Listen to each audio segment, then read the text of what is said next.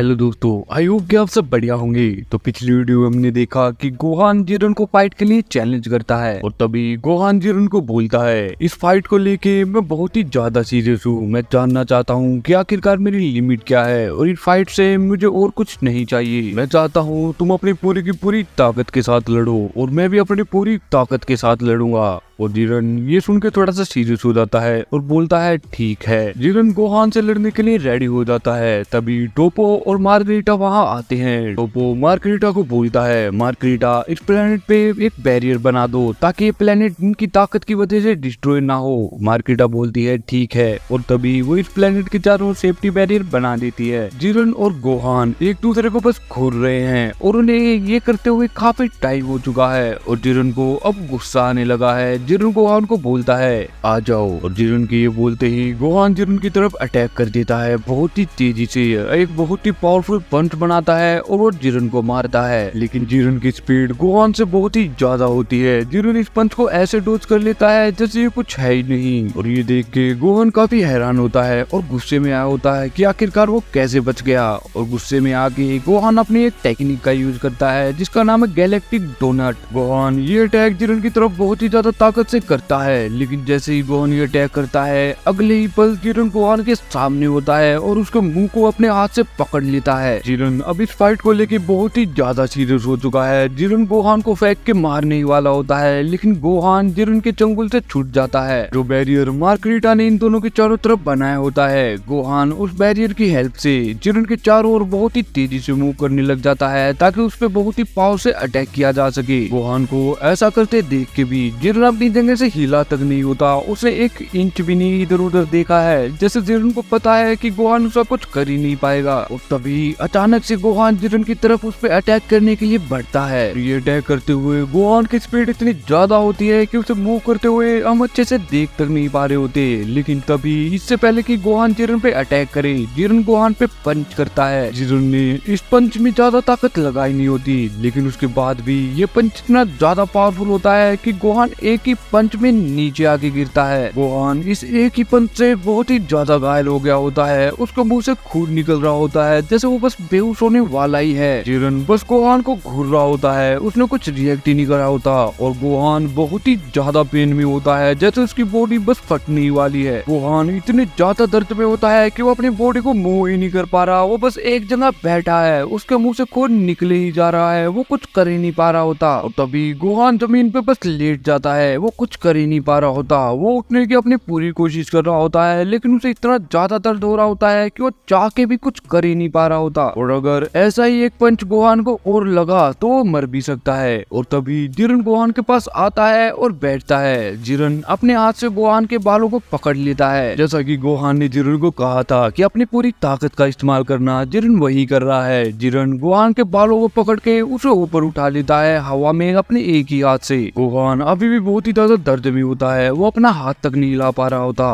Gohan काफी हद तक बेहोशी है, वो जिरन को भी बहुत ही धुंधला देख पा रहा है। गोहान सोच रहा होता है कि आखिरकार ये मेरे साथ कैसे हो सकता है, मैं हिल तक नहीं पा रहा। और तभी हम देखते हैं कि जिरन एक पंच बना रहा होता है और वो गोहान को बहुत ही जबरदस्त पंच करता है और इस पंच की वजह से गोहान बेहोश हो गया है। और तभी वो गोहान के बालों को छोड़ देता है और अपनी कोनी से गोहान के मुंह पे बहुत ही पावरफुल अटैक करता है। गोहान की हालत बहुत ही ज्यादा खराब हो चुकी होती है, लेकिन गोहान अब भी अपनी पूरी कोशिश कर रहा होता है खड़े होकर जिरन से लड़ने की। और तभी जिरन हवा में जंप करता है और गोहान की छाती में बहुत ही पावरफुल लात मारता है। ये लात इतनी ज्यादा पावरफुल होती है कि गोहान के मुंह से जबरदस्त तरीके से खून निकलने लग जाता है। गोहान बहुत ही दूर जाके गिरता है। गोहान जाके मार्गरीटा के बैरियर पे टकराया होता है और उसके बाद वो जमीन पे गिर जाता है मुंह के बल। लेकिन गोहान ने अभी भी हार नहीं मानी होती। गोहान सोच रहा होता है कि ये नहीं हो सकता। गोहान अभी अभी होश में आया होता है और वो अपने पैरों पे खड़ा होने लग जाता है। गोहान की हालत बहुत ही ज्यादा खराब होती है, लेकिन गोहान बहुत ही गुस्से में। और टोपो ये देख के थोड़ा सा हैरान होता है। टोपो बोलता है गोहान के पास वो चीज है जिससे वो और भी ज्यादा स्ट्रॉन्ग हो सकता है। जिरन बोलता है हाँ तुमने ठीक कहा। और तभी गोहान गुस्से में जिरन पे अटैक करता है। इससे पहले गोहान जिरन पे अटैक करने के लिए उसके पास जाए, जिरन खुद ही गोहान के बिल्कुल पास आ जाता है। लेकिन गोहान जिरन को ये करता हुआ देख लेता है और जिरन पे पंच करता है, लेकिन जिरन गोहान का पंच बहुत ही इजीली डॉज कर लेता है और गोहान पे पंच करता है जो कि बहुत ही ज्यादा पावरफुल होता है। जिरन ने गोहान के बिल्कुल मुंह पे पंच किया होता है और गोहान ये पंच लगते ही जिरन से बहुत ही दूर जाता है, लेकिन गोहान अभी भी अपने पैरों पे होता है। गोहान के मुंह से ऐसे खून निकल रहा होता है कि जैसे कि बारिश हो रही है, लेकिन इस बार इस पंच के बाद भी गोहान खुद को संभाल लेता है और वापस से अपने पैरों पे सही तरीके से खड़ा हो जाता है। जिरन गोहान को देखता है और गोहान बहुत ही गुस्से में जिरन को देखता है। गोहान कामेहामेहा अटैक करने के लिए अपनी पोजीशन बनाता है और तभी गोहान बोलता है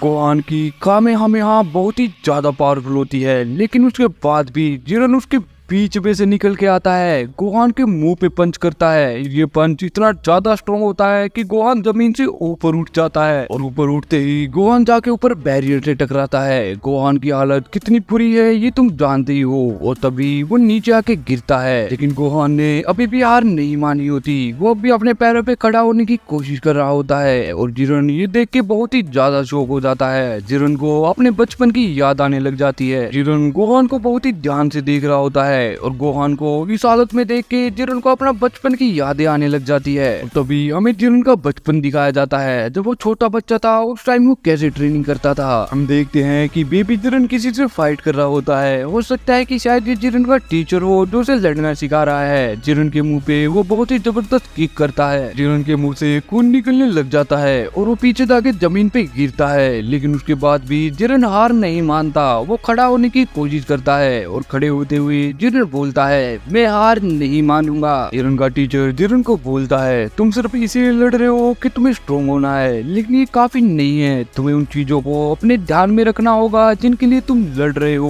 वो सबको ये सुन के जिरन थोड़ा सा हैरान होके थोड़ा गुस्से में आया होता है और वो गुस्से में बोलता है आप किस बारे में बात कर रहे हो? मेरे पास खोने के लिए ये याद रखने के लिए कोई बचा ही नहीं है। मेरा परिवार सिर्फ आप है, मास्टर जीचिन। ये बोलते ही जिरन अपने मास्टर पे अटैक कर देता है और बोलता है चलो इस लड़ाई को कंटिन्यू करे।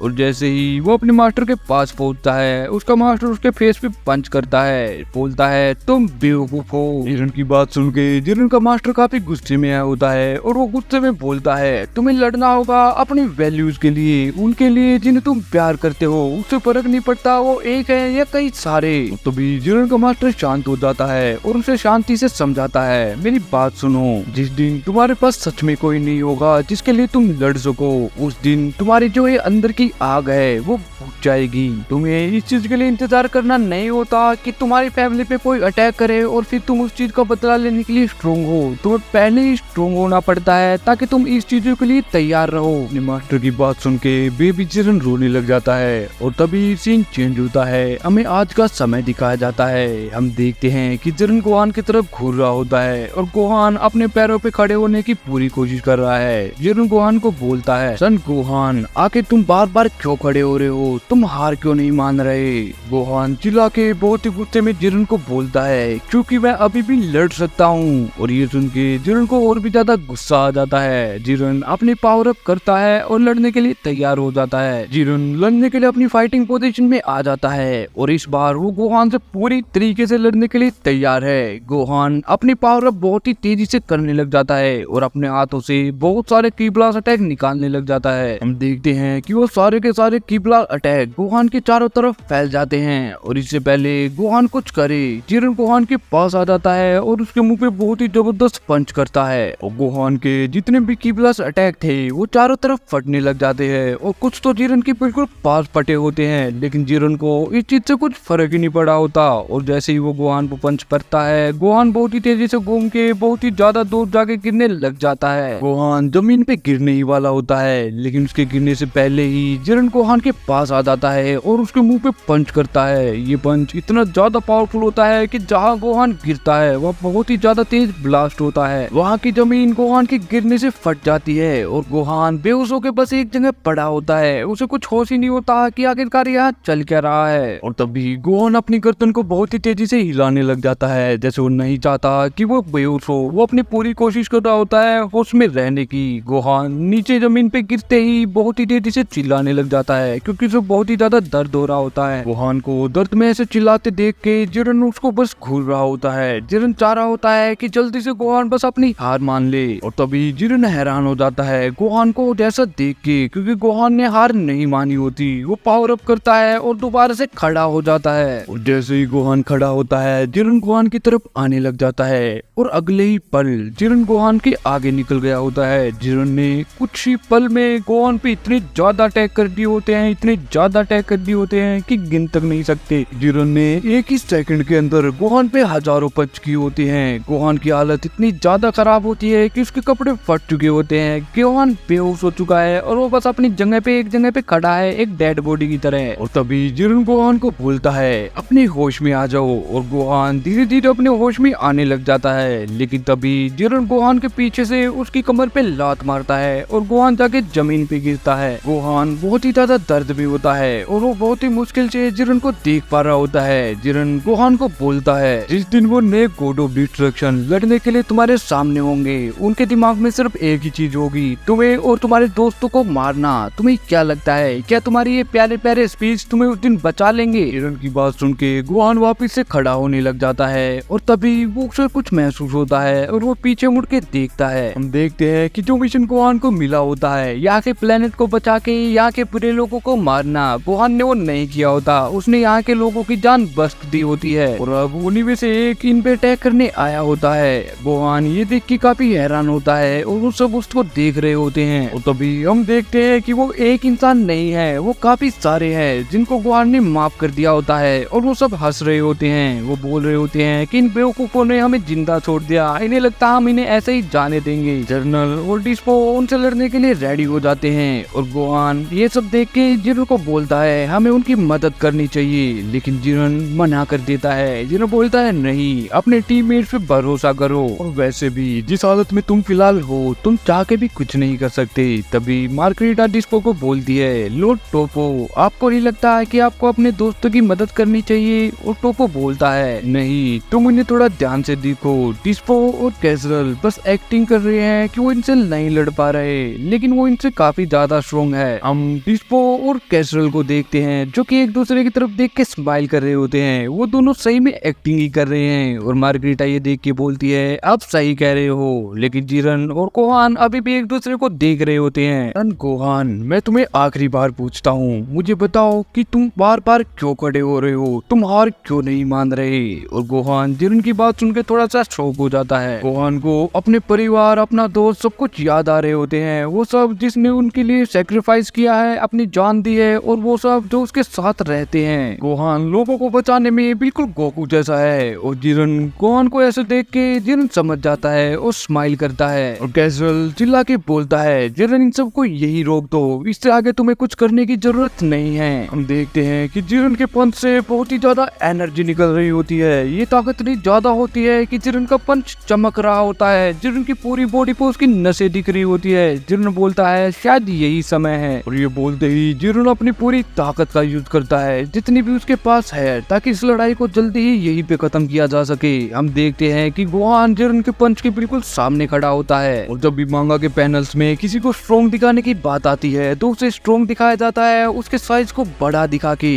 इस चीज से तुम अंदाजा लगा ही सकते हो कि जिरन गोहान से कितना ज्यादा स्ट्रॉन्ग है। जिरन गोहान पे पंच करने ही वाला होता है, लेकिन गोहान नीचे बैठता है और इस पंच को डोज कर लेता है। गोहान अपना भी एक पंच तैयार करता है, बिल्कुल जिरन की ही तरह। गोहान ने भी अपने पंच में बहुत ही ज्यादा एनर्जी इकट्ठा की होती है। मार्गरीटा गोहान को बहुत ही ध्यान से देख रही होती है, और तभी गोहान जिरन पे अटैक करने के लिए आगे बढ़ता है, और जैसे ही गोहान जिरन पे पंच करने के लिए उसके पास आता है, जिरन उसके पंच को बिल्कुल इजीली डोज कर लेता है, जैसे उसे कुछ करना ही ना पड़ा हो। और ये पंच करते हुए गोहान जिरन की बिल्कुल पार निकल जाता है। तभी हम देखते हैं कि उस पंच की वजह से जिरन के फेस पे स्क्रैच आई होती है। जिरन गुस्से में आने की जगह खुश होता है कि गोहान ने उसके फेस पे पंच किया है। गोहान जिरन के पीछे आ चुका है, और तभी गोहान बेहोश होने लग जाता है। जिस समय गोहान ने जिरन पे अटैक किया होता है, उसी समय जिरन ने भी गोहान पे अटैक किए होते हैं, लेकिन जिरन के अटैक इतने ज्यादा फास्ट से कि हमें कुछ दिखता ही नहीं। और तभी गोहान बेहोश होकर नीचे गिर जाता है, उसके पास लड़ने के लिए